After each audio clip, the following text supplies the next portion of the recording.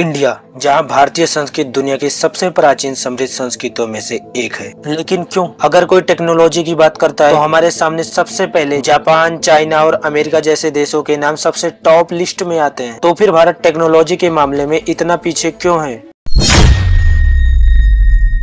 नमस्कार दोस्तों, आज की इस वीडियो में हम बात करने वाले हैं कि हमारा भारत अमेरिका, जापान, चाइना जैसे देशों से पीछे क्यों है। दोस्तों, भारत में जो सरकार चलाते हैं वो हमारे प्राइम मिनिस्टर होते हैं और वहीं अमेरिका में वहाँ की प्रेसिडेंट सरकार चलाती है। फर्क सिर्फ इतना है कि इंडिया फॉलो करता है पार्लियामेंट्री सिस्टम, वहीं यूएसए फॉलो करता है प्रेसिडेंटियल सिस्टम। इंडिया के हेड ऑफ स्टेट प्रेसिडेंट है और head of government prime minister है। प्रेसिडेंट सिर्फ कॉन्स्टिट्यूशनल हेड है, लेकिन रियल पावर प्राइम मिनिस्टर के पास होती है। लेकिन यूएसए यानी अमेरिका में हेड ऑफ स्टेट और हेड ऑफ गवर्नमेंट वहाँ के प्रेसिडेंट होते हैं, जिसके पास सारी पावर होती है। इंडिया में पीएम चुनने के लिए डायरेक्ट इलेक्शंस होते हैं, जिसमें हम लोग वोट देकर लोकसभा एमपी सिलेक्ट करते हैं, फिर वो अपना लीडर यानी प्राइम मिनिस्टर डिसाइड करते हैं। लेकिन यूएसए यानी अमेरिका में प्रेसिडेंट चुनने के लिए इनडायरेक्ट इलेक्शंस होते हैं, जिसमें लोग वोट देकर पहले इलेक्ट्रिकल कॉलेज सिलेक्ट करते हैं, जो दोबारा वोट करके अपना प्रेसिडेंट डिसाइड करते हैं। इंडिया में पीएम टर्म्स है 5 इयर्स, लेकिन ये फिक्स्ड नहीं है,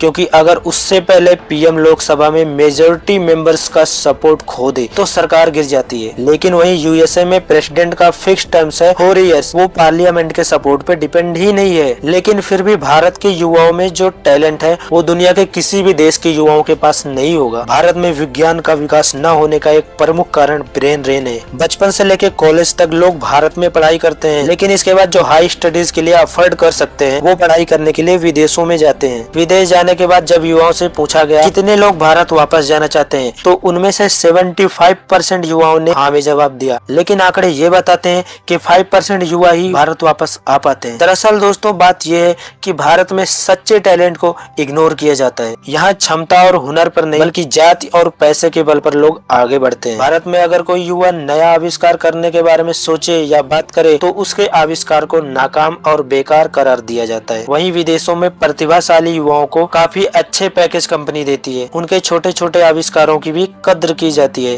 भारत के ज्यादातर युवा रील स्क्रॉल करने में ही अपना सारा समय गंवा देते हैं, और वहीं अमेरिका, चाइना, जापान जैसे देशों के युवा हर दिन कुछ नया सीखने का प्रयास करते हैं और कोई ना कोई आविष्कार करने की खोज में लगे रहते हैं। तो भारत के युवाओं के बारे में आप क्या कहना चाहेंगे? अपनी राय कमेंट में जरूर दीजिएगा।